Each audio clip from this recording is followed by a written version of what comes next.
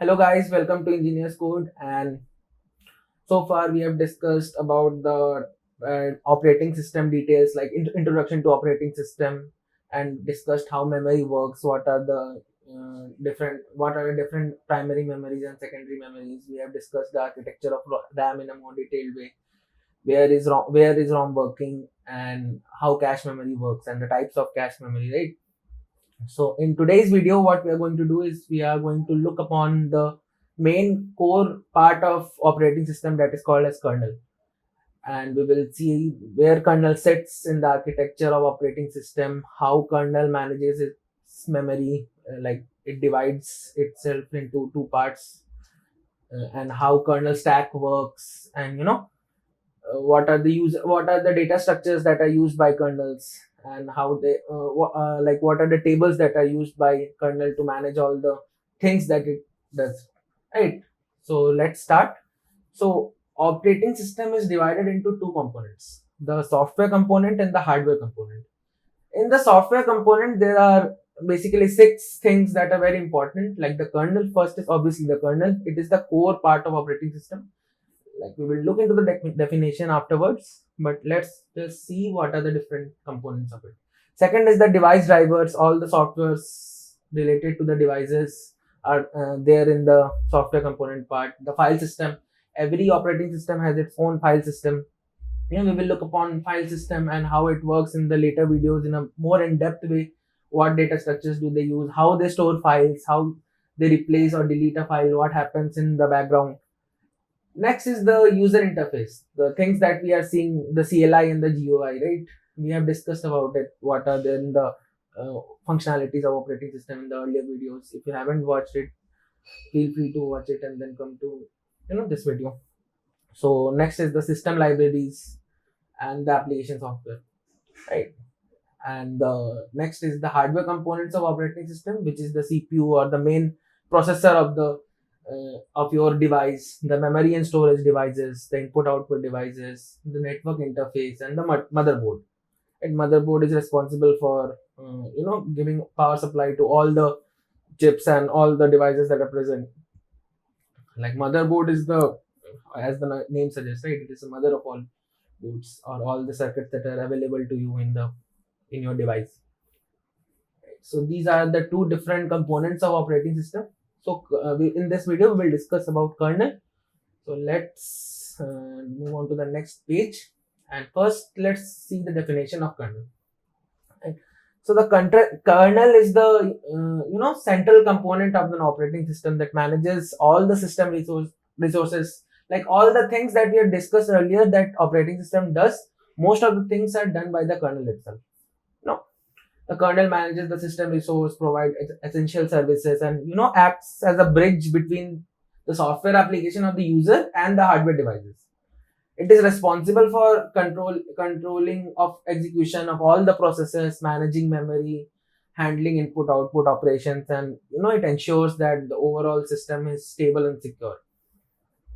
So in this diagram you can see that the application interacts with the kernel and the kernel directly interacts with memory and the CPU. Kernel has full access of all the memory and the central processing unit or the CPU, which does all the the CPU is responsible for the calculations and all the calculation part, or the processing part that are there. We will discuss more in depth about CPU in the later videos. But kernel is that software component that handles all these stuffs directly, and all the applications or the user level applications interacts with kernel using system calls. We will look about system calls in the later videos, how they work, what are the different types of system calls that are available to you. But till then, just remember that applications interact with the kernel using system calls. System call is a type of API. For example, in a restaurant, if you are the user and you ordered something to the chef, so the waiter in between is the system calls, right, or an API. It acts as an API, and the kernel has given some set of system calls to the application. Like we will look into it. What are different type of system calls that are available and given by the kernel, right? So what are the roles of a kernel? So so let's look upon what are the operations performed by the kernel. So all the operations all the important operations that are done by the operating system are almost done by the kernel. We have discussed it earlier, but let's discuss it once more. So the kernel manages the system resources and like available to the operating system, like the CPU. Main is the CPU, right? Kernel directly interacts with the CPU and gives instructions to it. Next is the process and thread management. Kernel, there is a particular module inside the kernel that manages all the process, like which process to execute, which process to schedule, like all the scheduling part. We will look upon what is scheduling, and basically scheduling is whenever the CPU sets idle, it allocates a different process to the CPU and make sure that the CPU doesn't sits idle, right? So the kernel use different types of algorithms to implement the scheduling.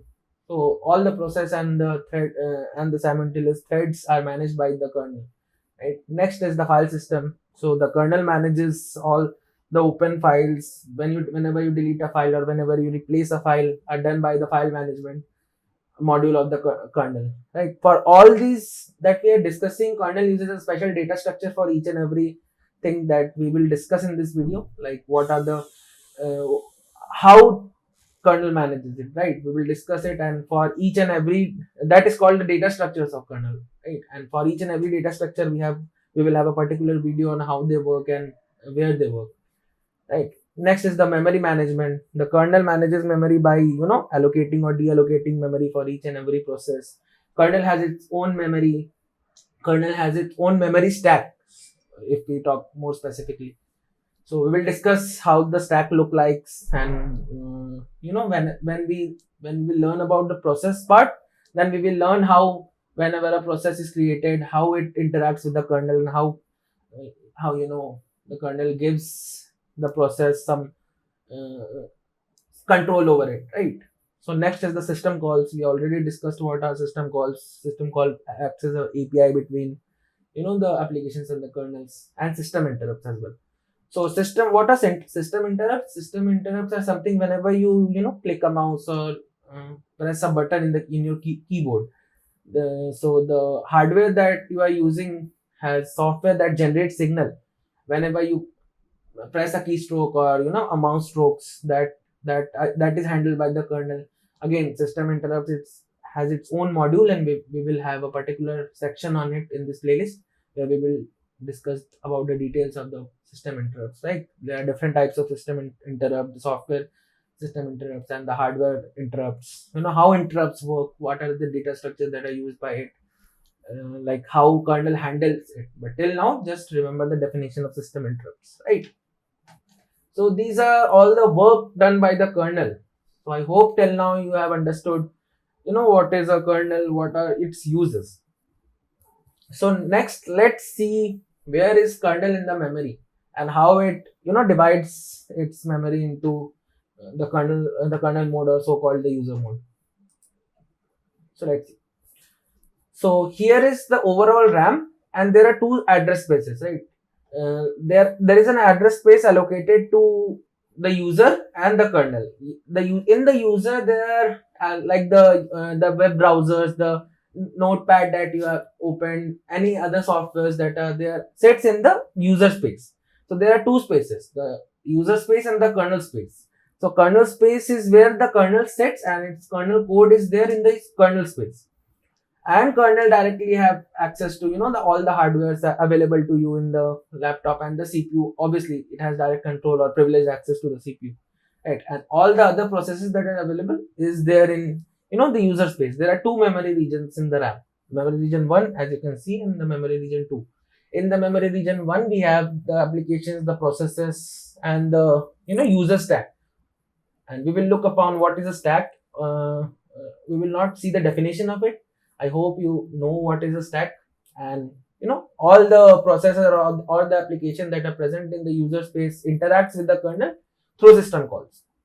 So as you can see, these are specific set of commands given by the kernel to the application. You can assume them in API as discussed, right? So in the kernel space, we have the kernel, kernel code that is there to you, you can obviously see the kernel code of Linux, obviously some part of it, as it is open source. You can see the codes available to you and the kernel data structures that are present. So kernel uses set of data structures to handle all the things that we have discussed, like the process management, the memory management, and we will look into this video what are all the data structures, and part by part we will have videos on how they actually use the data structures available. So next reside the kernel stack, right? So what is kernel stack? Kernel stack is that memory region, which is responsible to store all the details of the running process in the kernel mode, right? Kernel has its own kernel stack.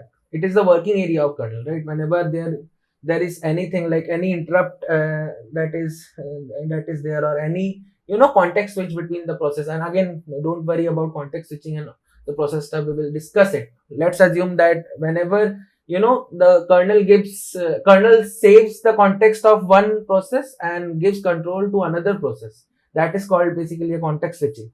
So whenever context is switched, the process the kernel saves the process to some address space, which is the kernel stack, right? And after that, it gives control to the other processes. And obviously whenever a process comes from the user space to kernel space to do some operations, then each and every process is allocated a different kernel stack, which is called the process kernel stack, right? And so as you can see, it is written here in like the process control stack. Whenever each and every process comes to the kernel space, it has its own kernel stack. Yeah. So all the interrupts that come also have their own interrupt stack, or what we call the interrupt kernel stack. All whenever there is a thread that comes to kernel space, then the thread also has its own kernel stack, or thread kernel stack. And the kernel space or the kernel directly have privileged access to the hardware and resources of your laptop or computer, and as well as the CPU, right?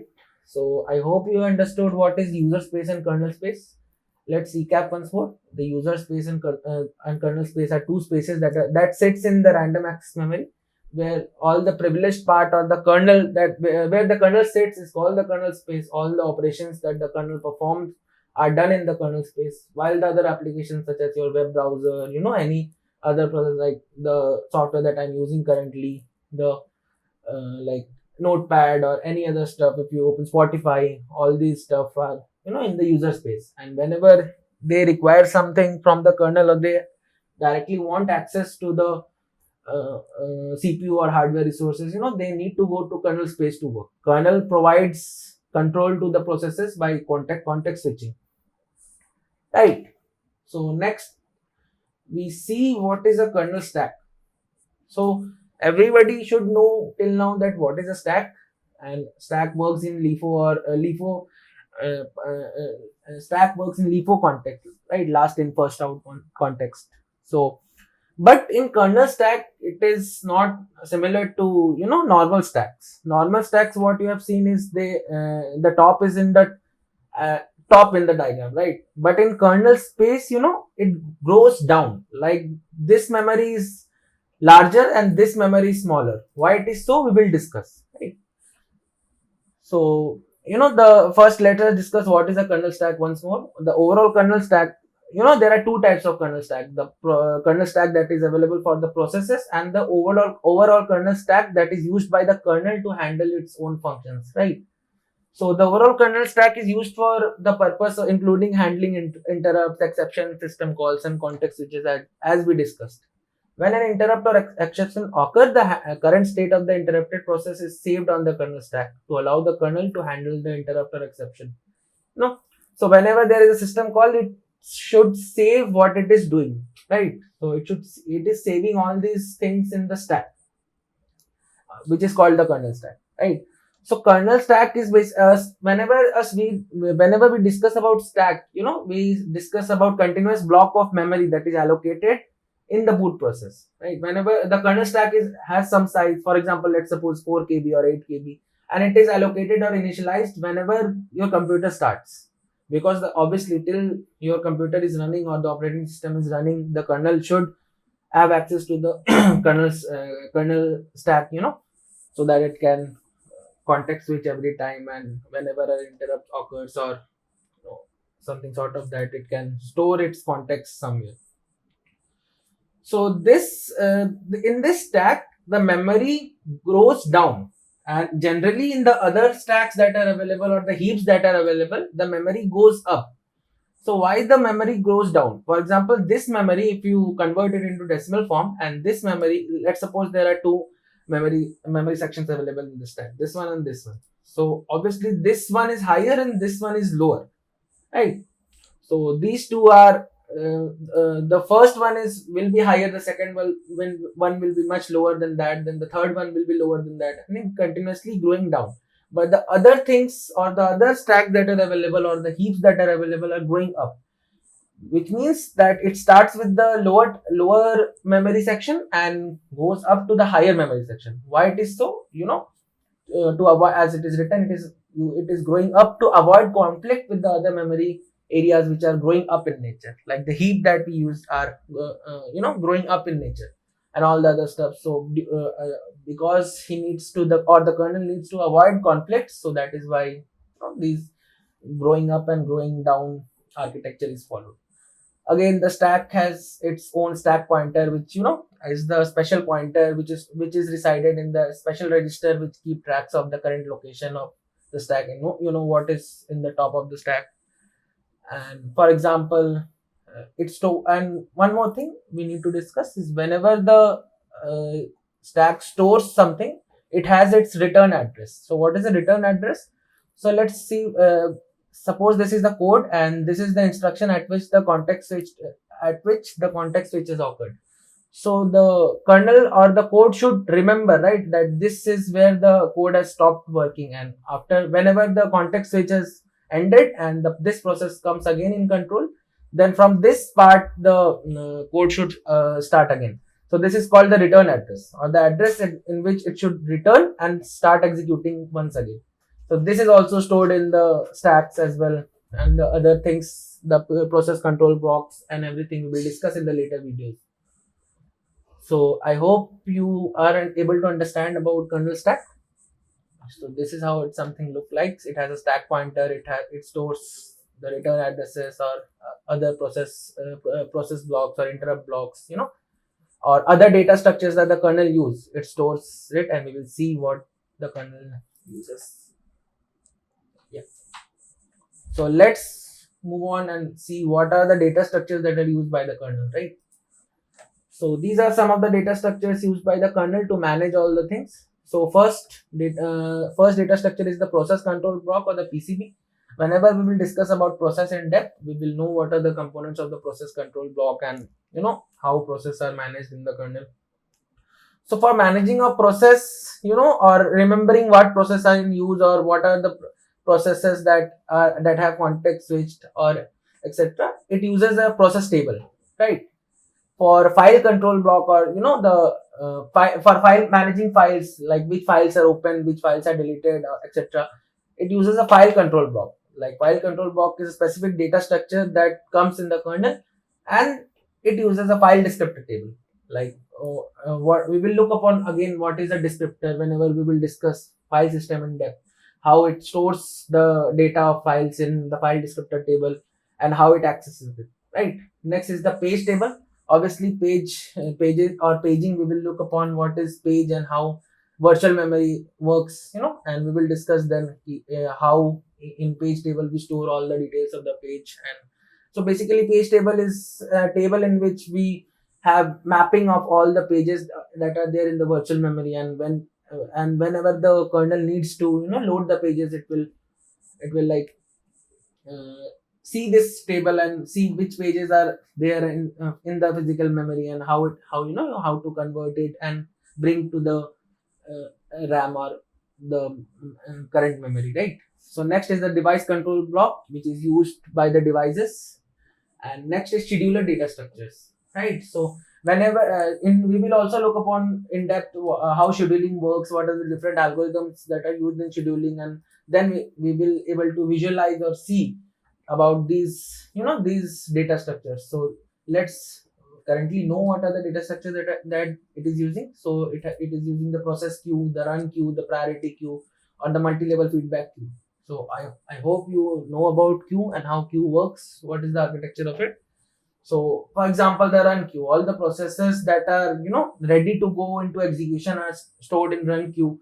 Obviously, the priority queue is there, in which the processes are divided into the priority basis, and multi-level feedback queue. This queue is used widely in scheduling. So again, whenever we will see scheduling, we will look upon it. So next is the memory management data structures. So memory management data structures uses two tables. I have shown here one, but it is two. We will have a specific video about the global descriptor table and the local descriptor table. We call it GCT or LCT, right? These are very important topics, and you should not miss. In fact, you can search it in and study about it more in depth. But we will have a video in the next part. So for memory management data structures, global descriptor table or the local descriptor tables are used. These are two data structures that are being used by the kernel. So these were some of the data structures that we are using, or the kernel is using to function its overall all the functionalities that I shown to you in this page. Yeah, this page. So the file management system, the memory management system, the process and thread management, all these are done using these all data structures, right? So I guess the video is too long and is going too long. So I think we discuss the kernel architecture. Okay. So in the next video, we will discuss about the different types of kernel architecture available to you and what are the advantages and disadvantages, right? But till now, I hope, because the video is moving too long, so I should end this video. So if you have any doubts, please feel free to comment in the comment section and I will answer your doubts. Till then, go study about all these data structures that I've shown to you. We will have a particular video for each and every data structure, and I will discuss with you in depth about each and every table, like how global descriptor table works, how it stores what it stores, how it stores, how file descriptor table works. Whenever we will look upon the file system, whenever in the next module, whenever we will look about process, then we will see how context switching is happening, how kernel is involved in context switching, how it goes to the user space and kernel space. We will understand about it in a more in-depth way, right? So till now, I'm signing off. Thank you, and I hope you like this video. If you like this video, please feel free to like, subscribe, and share to your friends. Thank you.